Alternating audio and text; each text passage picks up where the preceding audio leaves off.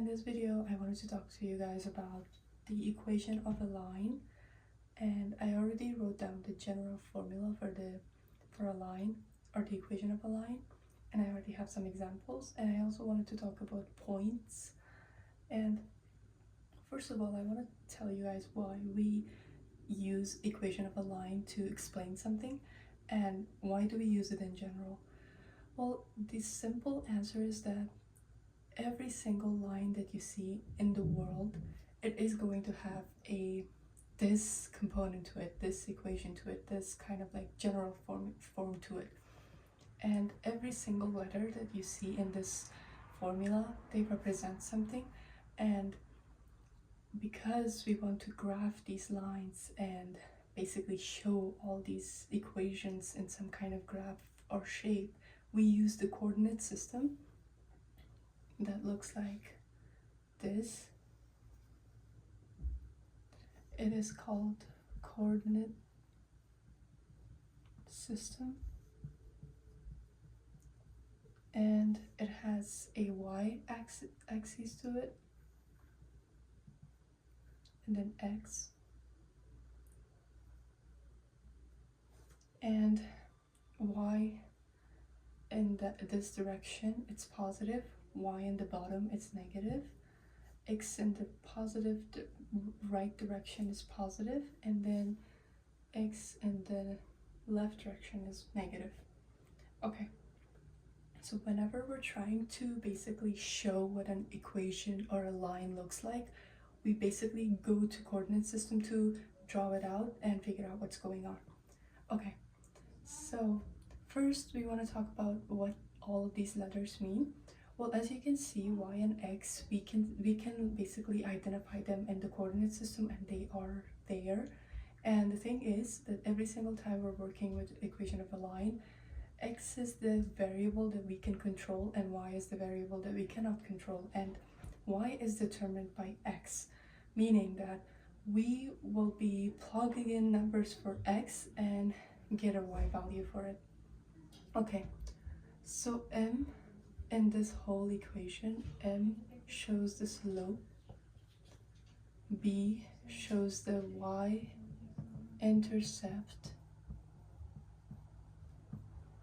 and y and x, as I told you guys before, those are just variables that we can use to basically draw out the whole line in the coordinate system.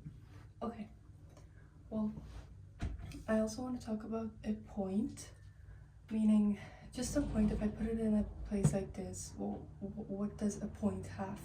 Okay, a point has two numbers or two coordinates to it, and the first one is always the x value and the second one is always the y value. Let's just start with the middle, like right here, the origin. What do you guys think the coordinates are in the origin? Well, it turns out the coordinates are 0, 0, because it's like where everything starts. If I go to the right, I go into the x-axis and I go positive x's, meaning that I'm just gonna be 1, 2, 3, 4, 5, and if I go left, I'm gonna be -1, -2, -3, -4, -5, -6, -7. If I go down, I get -1, -3, -4, -2, -3, -4, -5, and it's gonna go to infinity. And also if I go up, I go to the positive direction of y, and I get 1, 2, 3, 4, 5, 6. Great. Well, again, a point is basically a point should have two different values for two of our variables, and the first variable is always x and the second variable is always y. Okay, now let's do the first example that we have, which is y is equal to x plus 2. Well, the easiest way that you can basically graph a line is to first figure out what your y-intercept is in the equation. Well, we know that b in this general formula, b is my y-intercept, which means if I'm looking at the first problem, what do you guys think b is? Well, it's obvious that that b is equal to, for this example, b is equal to 2, positive 2. Well, what does y-intercept mean? Y-intercept, it basically means that y is being cut. When y is being cut, or the y-axis being cut, something special about the y-axis is that your x is equal to 0 in the y-axis, and for x, your y is equal to 0. Okay? Now, if I know that the value of y is 2, what do you guys think the value of x is in the y-intercept? Well, we know that because it's an interception, it means that my x value should be 0, which means the first point that I'm working with for the first problem is 0 and 2, positive 2. Okay, it means that I should be in this axis, but I should be in y positive 2. Great. Okay, now what is the slope? The slope only tells you a rise over run, meaning that how much do you need to go up, how much do you have to go left or right, or it basically tells you what you need, where you need to go after you basically find your intercept. Well, in the first problem, we can see that there's nothing next to x. And when we don't have anything, we say that there's always an invisible 1 in there. And if there's a 1 in here, it means that it's actually, because I just want to show you guys how it works, I'm just gonna write it as 1 over 1, meaning that we should go up 1 and then turn right once. Okay, if I go up 1 and turn right once, I'm gonna be here, up 1, turn right. And then I'm gonna do the same thing again, up 1 and then turn right. Wow, this one was perfect. It's right here. And then we go up 1 and then turn right. It's right here. Well, now we found out all, well, for my whole coordinate system, I found out the whole right side of the line. Now, what if I wanted to find the left side of my line? Well, all I need to do is just do something that's positive. Well, something is positive in math when we do something positive, meaning that if I go up and then turn right. However, if you're going down and then turning left, this is like 2 negative things that we're doing. And the good thing about doing 2 negative things, or kind of doing 2 things that are not positive, is that the ultimate result is that we're doing something positive, meaning that if I go down and then turn left, I'm basically doing something positive. That's why the slope is going to be positive. Now, again, I'm going down 1 and then turning left once. I'm going down 1 and then turning left once. Going down 1 and then turning left. Let's see. There we go. And all I need to do is just connect all these dots, or all these points, to make my line. And this is my line. And because, as you can see, this whole slope is going into the positive y direction, it's going to be going to the positive infinity, and it means that the whole slope and the whole line is positive, and it's always going to increase. It's an increasing function. Perfect. Okay, for the second problem, I'm again going to start by drawing out my coordinate system. I'm gonna label my axes y, x, and we know that the left side is negative x, and the down is my negative y. Okay, because we're doing the second one, let's just start. And again, we know that whenever we're trying to draw a line or something, we have to start by figuring out what our y-intercept is. Well, if I'm looking at the second example, we can see that the y-intercept, or b, is equal to positive 1, which means that the first point that I'm working with is 0 and positive 1, meaning that I should start from here, because this is a point where this is a point 0, 1. Great. 1, 2, 3, 4, 5, negative 1, negative 2, negative 3, negative 4, 5, negative 6, negative 7, negative 1, negative 2, negative 3, negative 4, negative 5, 1, 2, 3, 4, 5, 6. Great. Okay. Now that we have that, again, we need to look at our slope. Slope basically tells me the direction. It tells me how much do I need to go up, how much do I need to turn left, right, go down, or whatever. Okay, in this problem we can see that the m is equal to negative 2, or the slope is equal to negative 2. What does this mean? It means that it is actually negative 2 over 1, which means this whole slope, or my line, should be negative. The whole function should be decreasing. What it means, I'm going to be explaining that after I try to draw the whole thing out. So first, I'm just gonna do something negative, meaning that if I go up, I should turn left, or if I go down, I should turn right, because in both of these scenarios, I am basically doing something negative. Okay, so I'm going up twice, and then I'm turning right.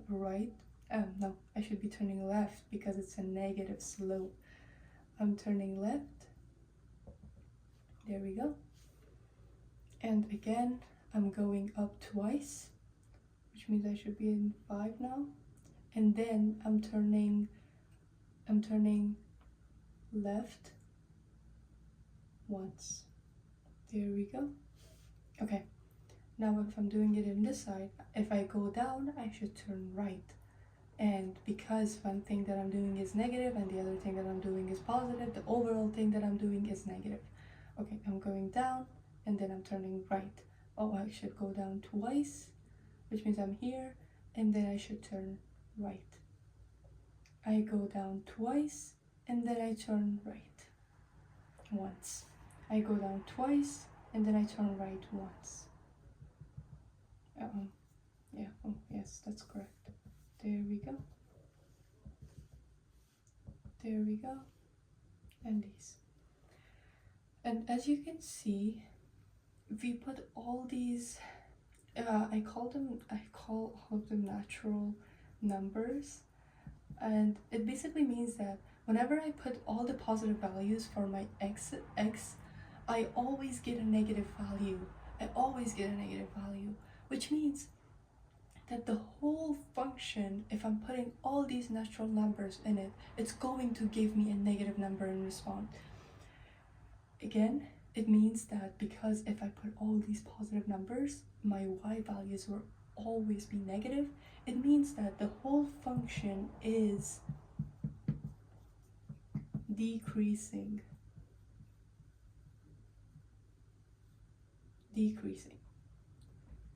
There we go.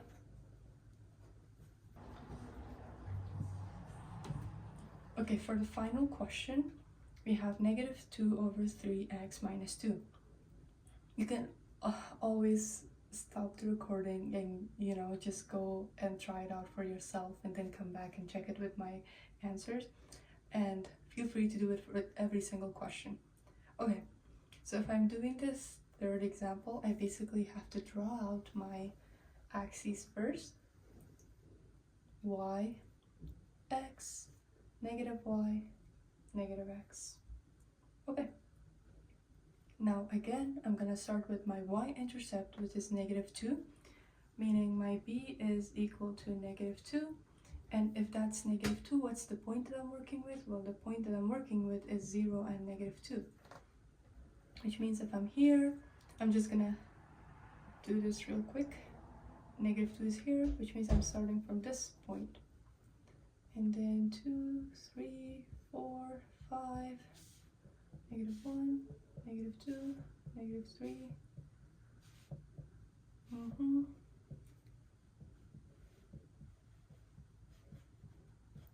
Okay. Negative 4, negative 5, negative 6. Okay, great. Now, what's my slope? What's happening? Am I going up, down? What's happening? Okay, my slope is m is equal to negative 2 over 3, which means the whole overall equation function should be decreasing in general because the slope is negative. And what it tells me is that if I'm going up, I should be turning left, because the whole slope, the whole point of going up or down is that I should be doing something negative. So if I'm going up, I should be turning left. If I'm going down, I should be turning right. Okay? Because we want an overall negative thing going on.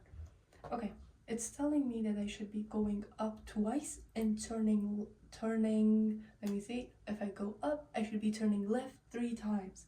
Okay, I go up twice, once, twice, and then I go and turn left 3 times. 1, 2, 3. It's here. Great. Now I go up twice. If I go up once, twice, and then I have to turn left 3 times. It should be here.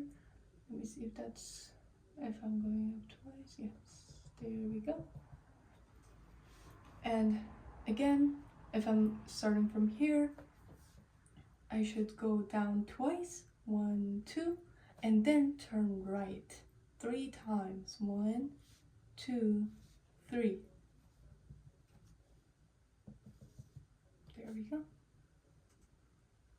And I can do that one more time, but I don't have my 6, but I can make it up. 1, 2. I'm going down twice, and then I'm gonna run 3 times in this way, and I get this beautiful function.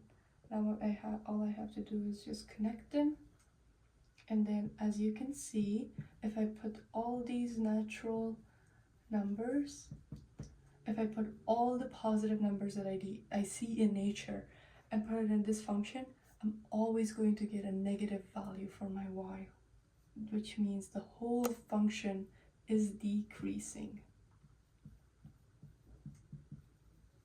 It's going to be decreasing because my slope is negative. Well, I also wanted to tell you guys that you don't have to do this every single time you're trying to, draw out an equation of a line. And the only things that you need to pay attention to is your y-intercept and your slope, especially your slope, because sometimes they might give you a question and they're going to be like, oh, is it a decreasing function or an increasing function? All you need to do is just look at your slope and see if it's positive or negative, and you will be fine after that. And we will be working with points for the next video, where I give you 2 points and then you have to come up with the whole equation for it, and that's like one of the most kind of like challenging ones, and I'm sure you will be fine if you just watch the next video. Thank you.